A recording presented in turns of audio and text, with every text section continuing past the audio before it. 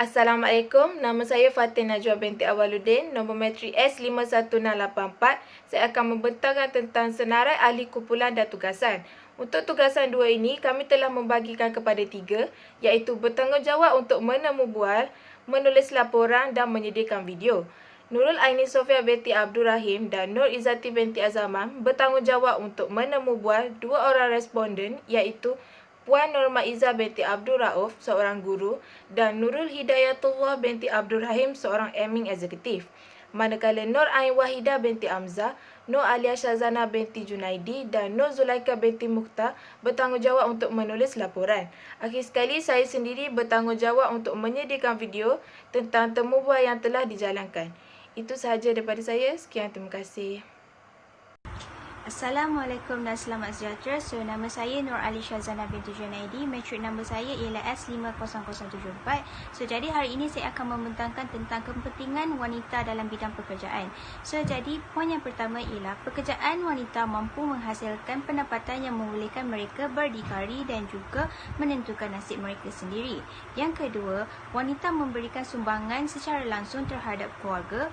Bagi kebanyakan wanita bekerja merupakan satu keperluan bagi membantu suami yang tidak mencukupi pendapatan untuk menampung keluarga. Yang ketiga, tugas-tugas yang memerlukan pelibatan kaum wanita sepenuhnya seperti bidang kejururawatan, doktor sakit puan dan juga sebagainya menambahkan lagi keperluan dan peranan wanita dalam bidang ekonomi. Yang ketiga, wanita memilih untuk bekerja jika mereka mempunyai tanggungjawab terhadap tanggungan seperti anak-anak dan ibu bapa mereka yang sudah tua. Peranan ini adalah lebih terlihat apabila berlakunya penceraian dan juga kematian suami. Yang keempat,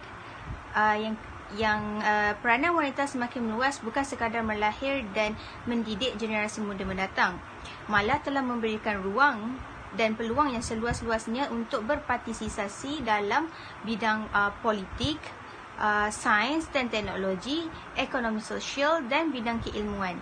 Dan yang terakhir ialah mengintegrasi kaum wanita ke dalam semua sektor pembangunan negara selaras dengan kemampuan dan keperluan mereka bagi tujuan meningkatkan mutu kehidupan ataupun membasmi kemiskinan, menghapuskan kejahilan dan buta huruf serta memastikan negara berada dalam keadaan aman dan juga makmur. Seterusnya saya akan menceritakan membentangkan tentang statistik wanita bekerja.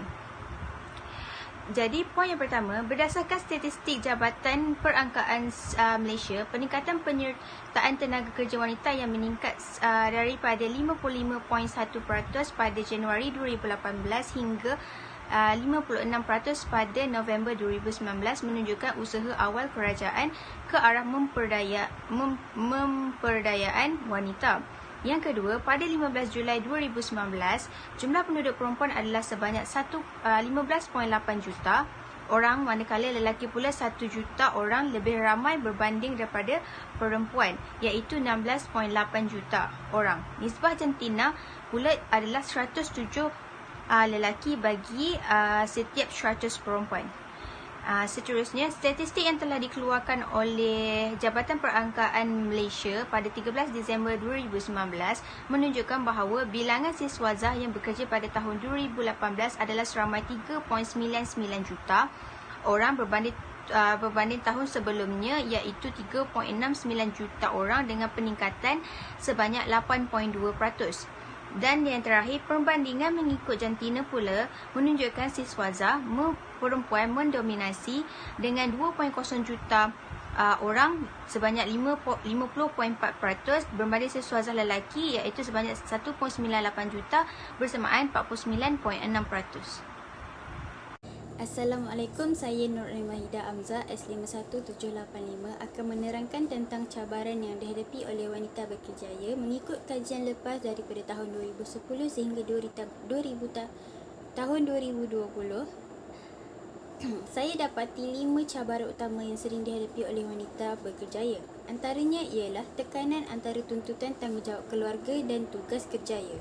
Wanita yang sudah berkerjaya mengalami tekanan yang tinggi apabila kerajaan mengisytiharkan Perintah Kawalan Pergerakan atau PKP ekoran pandemik COVID-19. Keadaan ini menjadi tekanan buat mereka kerana tugas sebagai seorang isteri dan pekerja perlu dilakukan serentak. Yang kedua ialah pengurusan masa yang kurang berkesan di mana para wanita terlalu sibuk sejak pagi dan menghabiskan masa 8 hingga 10 jam setiap hari di pejabat dan menyambung tugas sebagai seorang ibu apabila pulang. Keadaan ini menjadikan mereka penat dan keadaan ini berulang dan menjadikan mereka penat dan merasa emosi kerana mereka tidak mempunyai masa untuk diri sendiri. Yang ketiga ialah kehendak sokongan dan kemudahan penjagaan anak. Para wanita yang berkerjaya ingin menyediakan kemudahan kepada anak-anaknya. Terdapat pusat jagaan yang tidak mempunyai kemahiran ataupun orang terlatih untuk menjaga anak-anak tetapi mengenakan yuran yang tinggi menjadikan mereka terpaksa berhenti untuk menjaga anak-anak mereka. Yang keempat ialah bebanan kerja dan tanpa sokongan majikan. Ini menjadi cabaran buat mereka kerana majikan yang tidak prihatin sering memberikan kerja di luar skop atau kemahiran mereka, menjadikan mereka perlu bekerja lebih masa untuk mengkaji atau mempelajari tentang kerja tersebut. Selain daripada itu, gangguan seksual ataupun sindiran yang berlaku di tempat kerja juga menjadi cabaran yang kuat kerana wanita berasa terganggu emosi mereka dan akhirnya mereka menjadi tertekan dan tidak fokus untuk bekerja. Dan cabaran yang terakhir atau yang kelima ialah kesaksamaan gender dalam sektor kerjaya.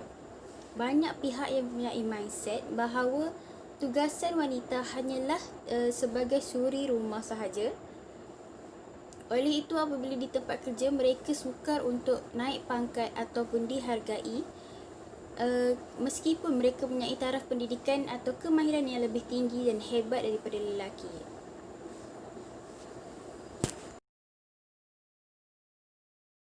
Yang seterusnya ialah faktor penyumbang kesejahteraan wanita.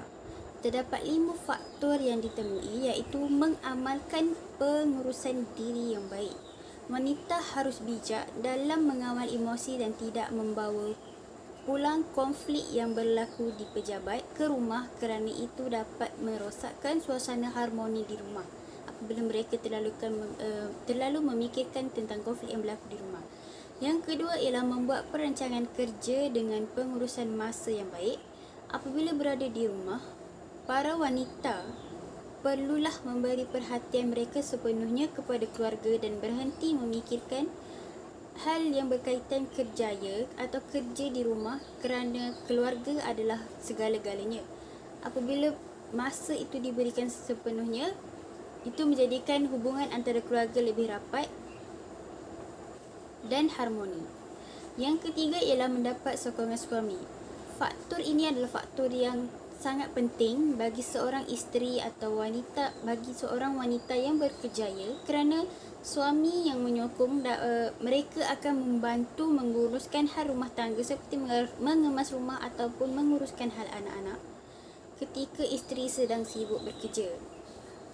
Bantuan daripada suami ini dapat menjadikan mereka lebih fokus untuk bekerja dan lebih tenang bekerja serta rumah tangga mereka berada di dalam keadaan yang harmoni kerana tiada berlaku pergaduhan antara suami dan isteri tentang pengurusan anak-anak. Yang keempat ialah keadaan tempat kerja yang fleksibel dan majikan yang memahami. Ekoran pandemik COVID-19, para wanita perlu bekerja dari rumah atau work from home di mana mereka perlu melakukan tugas sebagai seorang ibu dan juga isteri secara serentak. Jadi, ia dapat menyumbang faktor kepada kesejahteraan wanita apabila majikan mereka memahami dan memberikan kerja yang lebih sedikit berbanding kerja semasa di pejabat, atau majikan mereka memberikan tempoh yang lebih lama kepada wanita untuk menyiapkan tugasan tersebut, memandangkan apabila di rumah mereka perlu membahagikan tugas sebagai seorang isteri, ibu dan juga pekerja itu dalam waktu yang sama. Yang terakhir adalah penyediaan taska di tempat kerja wanita tersebut. Pembinaan taska di tempat kerja ni dapat membantu wanita untuk bekerja tanpa risau dan lebih fokus pada kerja kerana anak mereka berada dekat dengan mereka. Jadi mereka tidak terlalu merisaukan tentang keselamatan dan keadaan anak-anak. Jadi tempat kerja yang mempunyai taska sangatlah bagus untuk wanita yang berkejaya. Assalamualaikum warahmatullahi wabarakatuh. Nama saya Nuzulaika binti Muta. Nama matrik S51566. Okey, hari ini saya akan menerangkan apa itu faktor penyebab tekanan bekerja. Yang pertama adalah persekitaran tempat kerja. Persekitaran kerja yang bising, pengudaran kurang bersih, ruang tempat kerja yang sempit dan terlalu ramai pekerja juga akan memberi tekanan kepada seseorang untuk melakukan kerja. Okey, yang kedua adalah kurangnya sokongan. Sokongan adalah sangat penting untuk seseorang individu, wanita atau pekerja tidak kira umur, bangsa dan jantina.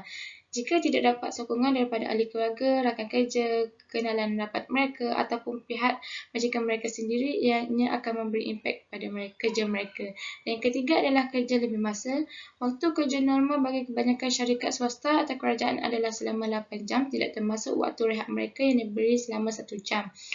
Kerja lebih masa akan memberi impak iaitu tidak akan dapat rehat yang secukupnya. Okey, yang seterusnya adalah impak tekanan terhadap kehidupan wanita berkejaya. Yang pertama adalah perubahan tingkah laku. Wanita berkejaya mudah terdedah lebih banyak kepada faktor seperti biologi, faktor sosial dan budaya. Perubahan fizikal seperti kurang selera makan, pengabaian penjagaan diri, tingkah laku yang agresif, mudah juga akan terlibat dengan penyalahgunaan dadah atau ubat-ubatan yang merawat diri mereka. Okay, yang kedua adalah emosi tidak stabil. Tekanan yang kronik tidak akan mampu menyelesaikan masalah walaupun ianya hanyalah masalah yang kecil dan mereka mudah akan merasa kecewa, cepat naik darah, kemurungan dan mudah untuk marah. Okey, yang ketiga adalah insomnia. Insomnia merupakan masalah ketidakupayaan manusia untuk tidur pada waktu malam. Wanita yang mengidap penyakit ini akan sering kali mengalami masalah semasa hendak tidur dan ini akan menyebabkan keletihan pada hari yang berikutnya. Oleh itu, tubuh mereka akan menjadi lesu dan tidak bermaya. Sekian saja, terima kasih. Hai, Assalamualaikum warahmatullahi wabarakatuh. Nama saya Nuraini Sofia binti Abdul Rahim. Nombor matrik S51605. Saya akan terangkan bahagian D, perbincangan berdasarkan pandangan informan. Okey, definisi kesejahteraan keluarga dari pandangan informan adalah keseimbangan seseorang wanita dalam menguruskan hal rumah tangga antara anak dan suami. Even diorang bekerja pun, diorang masih lagi boleh uruskan rumah tangga mereka antara anak dan suami lah. Maksudnya diorang tak adalah fokuskan dekat kerja je. Diorang tak abaikan lah anak-anak macam tu. Kemudian pandai membahagikan masa antara kerja dan keluarga. Contoh, diorang kerja daripada 8.30 sampai 5.30 ikut office hour. Bila habis waktu kerja, diorang balik, okey, diorang fokuskan masa diorang dengan anak-anak dan suami, keluarga diorang lah. Maksudnya diorang tak bawa balik kerja diorang tu dekat rumah. Macam tu. Diorang macam tu lah. Even diorang dah habis waktu kerja, habislah, dah tak ada dah kerja. Itu masa diorang dengan keluarga pula. Macam tu. Kemudian sokongan suami. Okey, berdasarkan informan, sokongan suami ni sangat penting untuk diorang dari segi fizikal dan juga mental. Dari segi sokongan fizikal ni, tak kisahlah diorang buat kerja rumah, diorang bantu si isteri ni dalam buat kerja rumah. Tak kisahlah dari segi kemas rumah ke, basuh pinggan ke, basuh kain ke. Maksudnya si suami ni perlulah membantu isteri. Macam diorang ni kerjasama lah dalam buat kerja rumah macam tu. Kalau dari segi sokongan mental pula, suami perlu menasihati, menegur dan memberi pendapat ataupun cadangan yang baik untuk si isteri. Contoh, kalau isteri tu tak berapa pasti dengan keputusan yang diorang perlu buat, si suami boleh bagi cadangan yang baik untuk si isteri membuat keputusan. Macam tu lah. Lagi satu, suami perlu mendengar luahan apabila ada masalah. Ni macam jadi good listener, jadi pendengar yang baik lah. macam bila isteri ada masalah ke, diorang nak luah apa-apa ke si suami, sepatutnya boleh mendengar lah dengan baik. Itu saja dari saya. Terima kasih. Assalamualaikum warahmatullahi wabarakatuh. Nama saya Nur Izzati binti Azaman, nombor matrik S51724, dan saya akan menerangkan tentang perbincangan dalam pengasuhan anak. Okey, pengasuhan anak. Responden saya yang merupakan seorang guru iaitu Puan Norma Izzah binti Abdul Rauf berpendapat menghantar anak ke pusat asuhan yang terdapat di sekitar kawasan kediaman bagi memudahkan urusan kerja tanpa mendapat gangguan daripada anak-anak mereka. Selain itu juga, beliau berpendapat bahawa penjagaan makan dan minuman sangat dititik beratkan. Seterusnya, persekitaran keluarga dan majikan. Okey, persekitaran majikan saling bekerjasama serta komunikasi yang berkesan antara setiap peringkat jawatan dalam sesebuah organisasi. Ini bagi mengelakkan perselisihan faham berlaku ketika mengendalikan atau menjalankan tanggungjawab ketika bekerja. Majikan berperanan bagi menyediakan segala kemudahan dan keperluan serta persekitaran suasana yang kondusif. Okey, persekitaran keluarga pula. Responden ini lebih mengutamakan keluarga berbanding kejaya kerana keluarga ialah insting yang paling utama berbanding kejaya. Hal ini kerana institusi keluargaan terletak kepada kebahagiaan keluarga. Terima kasih. Assalamualaikum. Nama saya Fatin Najwa binti Awaluddin, nombor matrik S51684. Saya akan membentangkan tentang kesimpulan.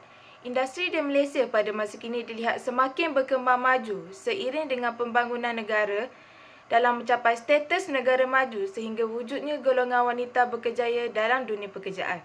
Oleh itu, amatlah penting bagi seseorang wanita untuk mengimbangi peranan dan tanggungjawab mereka sebagai seorang isteri, ibu serta tugasnya sebagai seorang pekerja. Dengan itu, segala konflik kehidupan dan pekerjaan dapat diatasi kerana adanya semangat kerjasama dan kepekaan dari pelbagai aspek. Itu sahaja, sekian, terima kasih.